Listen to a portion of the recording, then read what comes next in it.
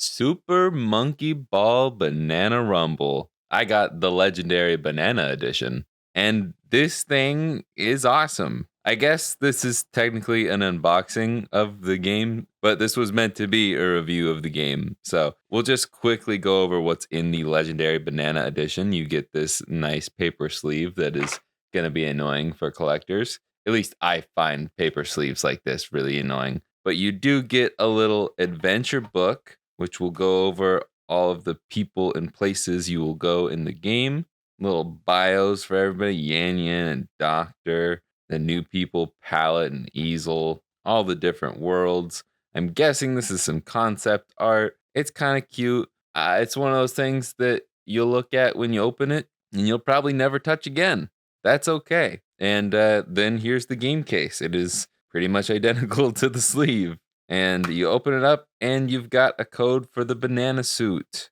Honestly, I don't care. So if you want it, you can grab it. I don't think I did anything with it. And you can get the Sega Pass, whatever that is. We don't get that, but it would have been cool to have that as the thing I get with the Legendary Banana Edition. But no, that's all right. It literally doesn't even tell you how to buy the Sega Pass. That is sad. Come on, Sega. You clearly don't want to sell this. And I swear, Sega never wants to sell their games, or at least at like normal pricing. Because while I will say right now, this is a very good game, a very solid Monkey Ball game, it's already on sale. It was on sale less than a month after release, I believe. That's just like Sega's thing, and I don't know why they do it, but it's on sale. I just saw it at Target for like $35. And I believe it was the Legendary Banana Edition too. I don't know, man. It's worth it. I paid the full, I think $50. I think it was $50. I'm happy with my purchase. I got a lot of playtime out of this. It took me like a month or so to beat the game. I don't really have that much time to play video games anymore. So that was pretty fast, all things considered, especially with how busy I've been this summer. But I had a lot of fun with this game. And initially, while I was really excited when it showed up in the Nintendo Direct, I don't know how many months ago, I was like, oh, this is a multiplayer game. Because that's what they like kind of showcased it as, was like just the multiplayer games that you would see in like the old games. There is online play, which is nice because there really wasn't a huge focus on multiplayer in the Banana Mania, the 1 and 2 remakes, which was really disappointing because I love playing Super Monkey Ball 1 with my family, with my friends. It's a lot of fun, even though you're just passing the controller around, or at least you only need one controller to play multiplayer because only one person at a time unless you're playing multiplayer games. But I like just playing main game, normal mode. I have those sound bites ingrained in my brain. But there's adventure, there's battle. When we battle online, you roll around in this like staging area waiting for a race. I don't know why they call it battle because it's most definitely a race unless there's like different modes. I've only played this like twice. I was just checking it out because this was what I thought the game was gonna be when I saw it in the direct. Oh, this is completely different. This isn't a race at all. I don't know what I'm doing here. Okay, cool. Oh, I'm smashing robots. Okay. I don't know what I have the crown. Oh, I've got 16 tons on me. I don't know if that's good or not. Oh, we're a team. Okay. Unaware. I have no clue what I'm doing. I'm just kind of hitting things, going for it. Finish. Okay. Well, I don't really know. Did we win? We lost. Uh-oh. I get to participate in the Lucky Monkey Lottery. I got third on my team. I got sixth overall. What the heck? Oh, I don't want to keep playing. I'm okay. Yes, I would like to end matchmaking. I don't want to play anymore. Time for the Lucky Monkey Lottery. Do I get to it just shakes. I don't even get to do the spin of the gumball machine like in Super Monkey Ball 2. Okay, well, that was battle. What is adventure? Oh, so is battle, do I just get to race sometimes in battle? Because I enjoyed the racing. I did not enjoy the robot smashing. Anyways, that's not really what this game is about for me. That's not what I got my enjoyment out of. But that's what I thought this game was going to be. And initially, shout out to my friend Mikey.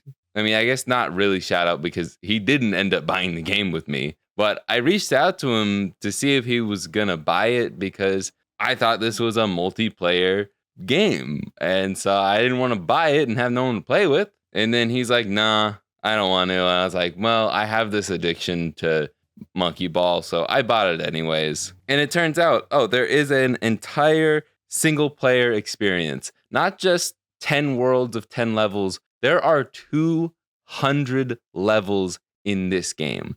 There are 10 EX worlds, each with 10 levels. You're going back to the same worlds, like World 1 in EX and regular are the same world, but they're different maps entirely. And that's fine. That they're different levels and they were fun and they got really hard. Let's go back because since I was playing this on the go for most of it, I went and put some clips in my album. And this is what Monkey Ball is all about to me. Getting these insane clips, because that is what's fun about Monkey Ball.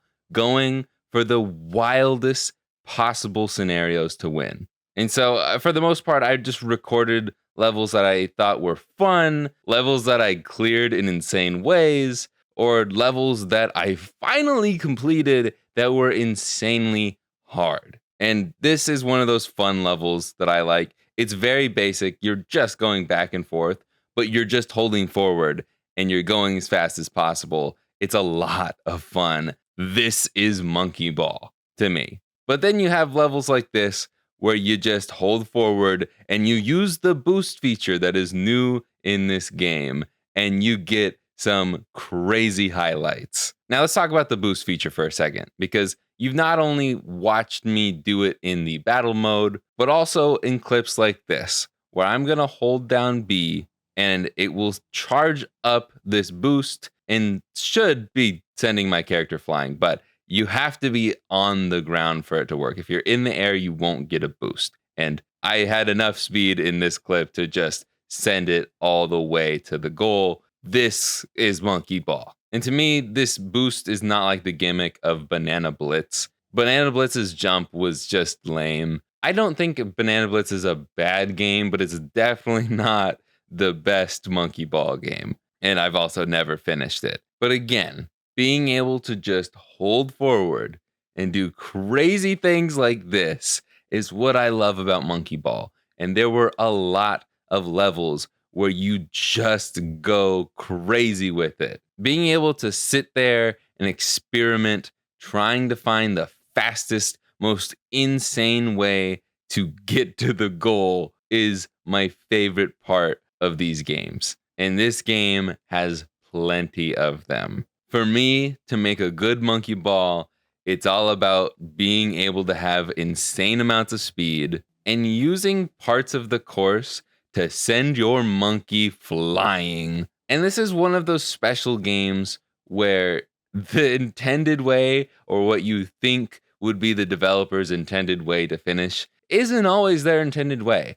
I swear the people who make these Monkey Ball games, they have like a Joe Schmo way to finish the game, finish each level, and then there's the crazy people way. There's the speed run way to finish a level, and I live for it. But I also love the levels like this that you just have to have a good amount of skill, concentration, focus just to be able to complete the level and not fall off. And then there's levels like this where you have to go really slow and make some kind of crazy jumps. And it's kind of boring, but it's really hard. And you kind of feel accomplished at the end of it. But I didn't really care for levels like these. I never really have. And there's like a lot of levels like this in expert mode on the original Monkey Ball, which are all good and fun at times, but it really breaks up the pace sometimes, which I guess is a good thing inherently to have a change of pace. But that's not what I love about Monkey Ball. I love dropping in, holding forward, getting sent up by little ramps that probably shouldn't send me to these places. And then I just keep experimenting with what the game is giving me until I hit the goal.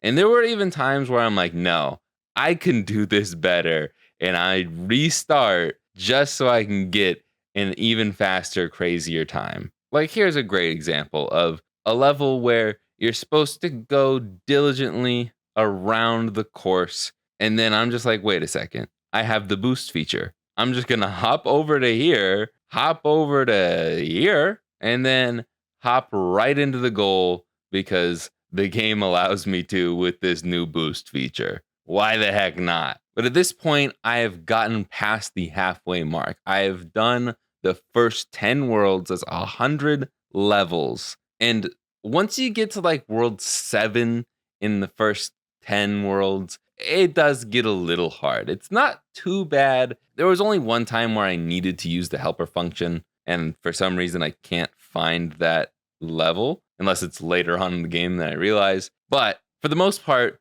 the helper function was just annoying me. But we'll talk more about that later. One of the things I noticed right off the bat with this game was that the monkey's kind of wild. Like, there is an exponential just boost of speed right off the bat. And I thought maybe because this is like a Switch exclusive and Joy-Cons are like, there's a limited range you can do with these. So maybe it's just faster to go full tilt with these controllers with these sticks. But that wasn't really the case because I used a Pro Controller and it still felt that way. I was using the GameCube Joy-Cons and it still felt that way. And then I realized something. This game, the characters have different stats. I was so upset when I finally learned this. The reason why I was going so fast was because Baby is almost full speed with full brakes, has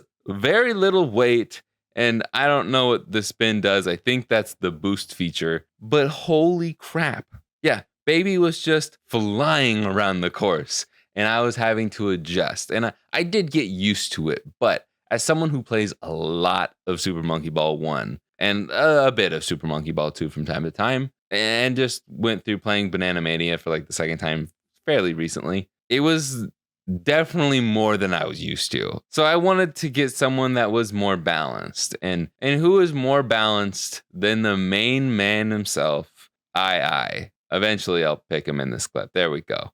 No? Oh, Mimi? No, Baby? Which sucks because I've always been a Baby guy. That doesn't sound right. I love Baby. And the reason why I like playing as Baby is in the original games, almost every level has a checkerboard on it.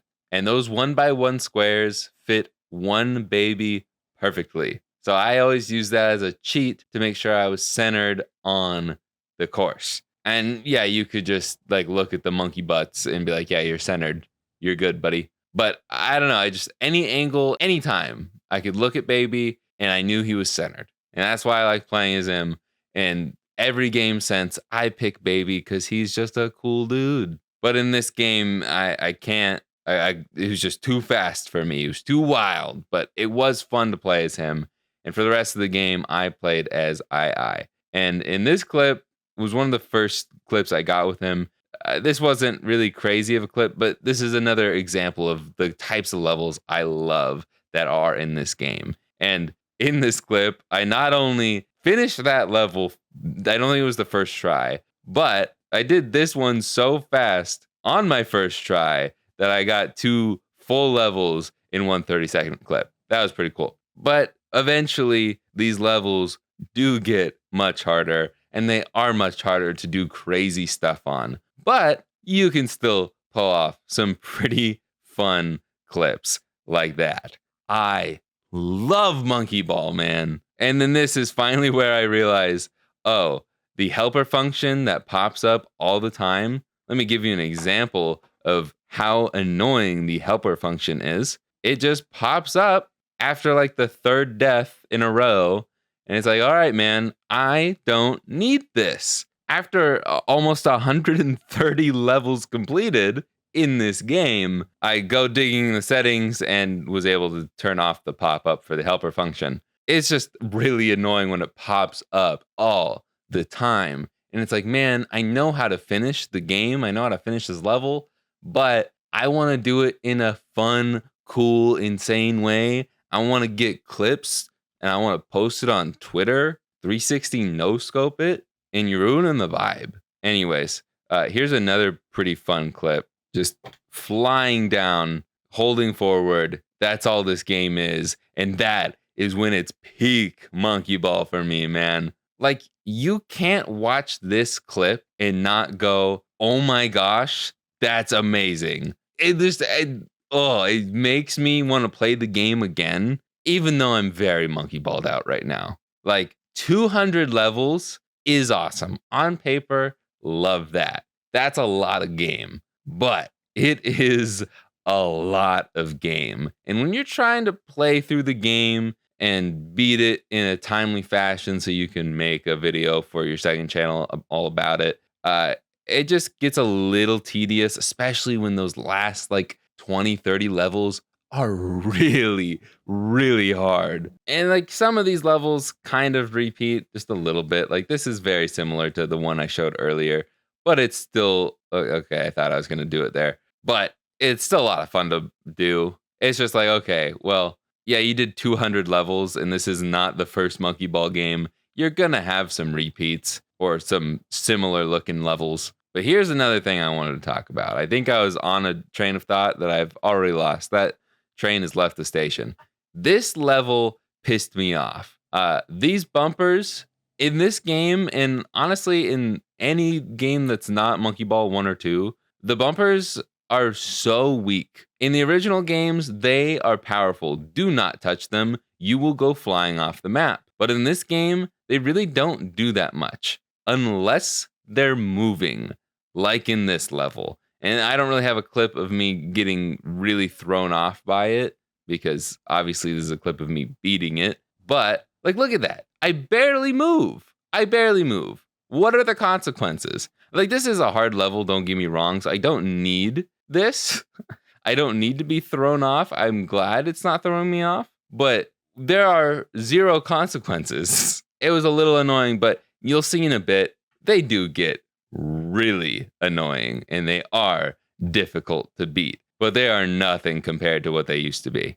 This one's just another example of a really hard level that was kind of fun, but when you're at the end of the game and you're just ready to beat it, it was really, really frustrating. Obviously, I beat all the levels, but we're in the last like 30, 40 levels here. So this is where this game is not for the weak. I don't know why I have a clip of this one. It's not that crazy. It's kind of fun, but it's nothing to write home about, really. So I'll use this as an opportunity to talk about, I'm a weird gamer. When I get a game, my goal is to beat it. I don't normally 100% games. I don't really like to do all of that work. I like the satisfaction of beating a game. And if it's a good game, I will, like a really good game, I will try to 100% it. Like Pikmin 4, phenomenal game.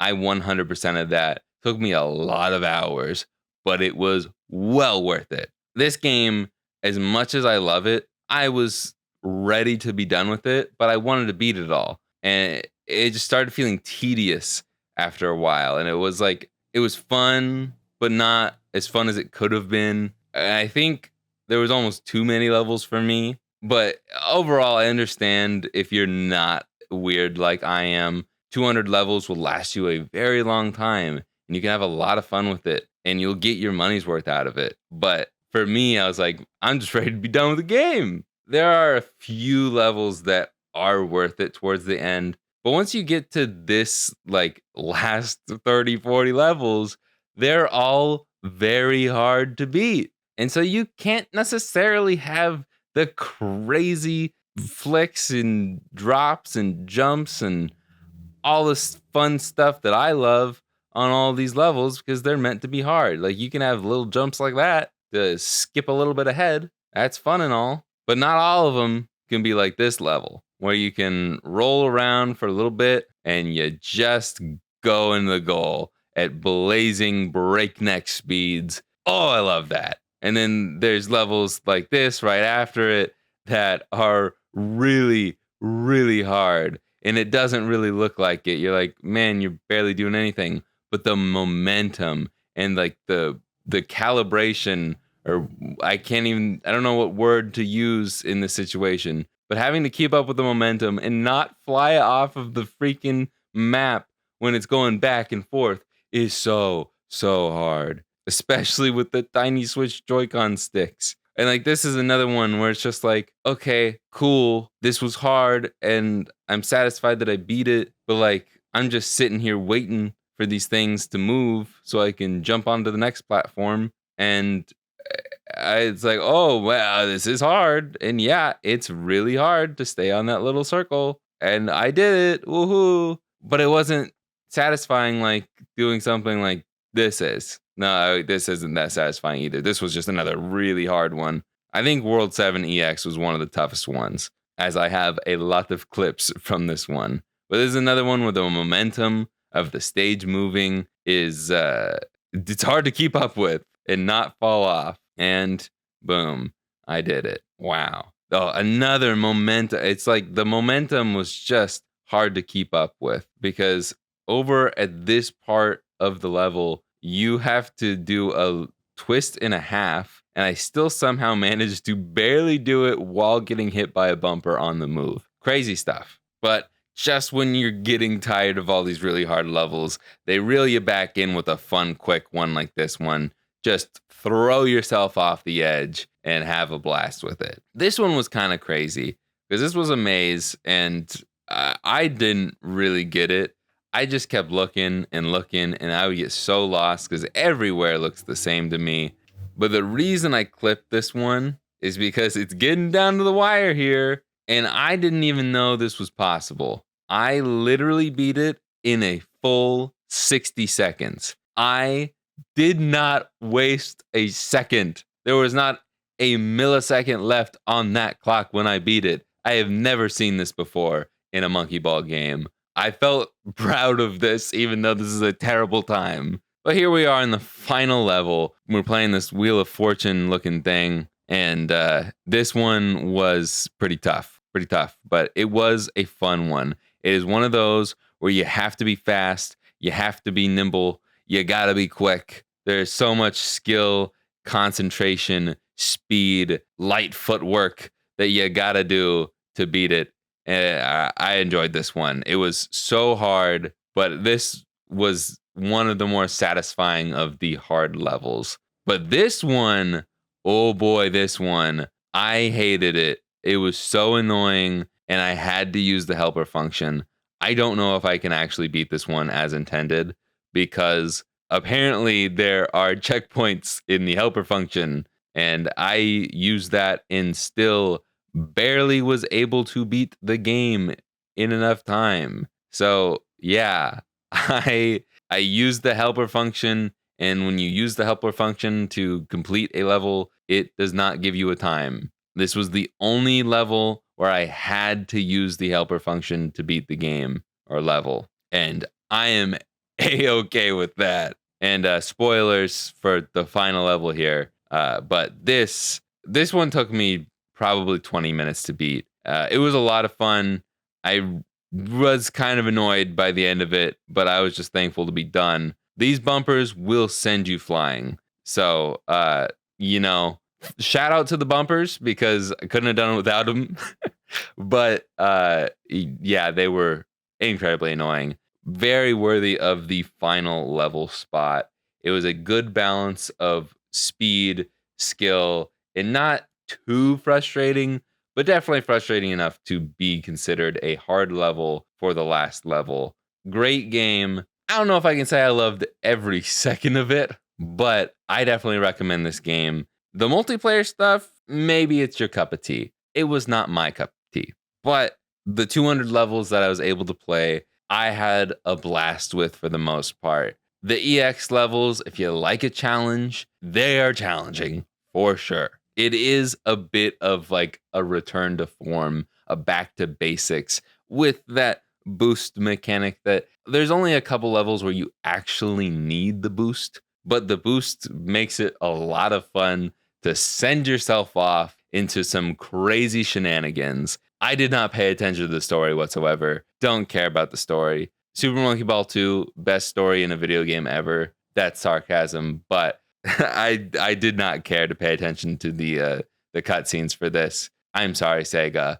Love Super Monkey Ball. You make some pretty awesome games for seemingly great prices because you always drop them down. But I do recommend this game if you're a Monkey Ball fan. If you felt burned by Banana Blitz and some of the other games that they put out in the past, this one is worth it. I also think Banana Mania is worth it. Go watch my very first video on this channel. It is about Super Monkey Ball Banana Mania and how it compares to 1 and 2 on the originals, the GameCube ones. Some of my favorite games, those games. And they did a decent enough job with Banana Mania, but the originals are obviously better. Go watch that video. But yeah, definitely pick this up. Even though I do think it was worth the $50 for me, just wait until it's on sale. It's regularly on sale. Probably come Black Friday, Christmas time, I could see it being a $20 game just because that's what Sega does.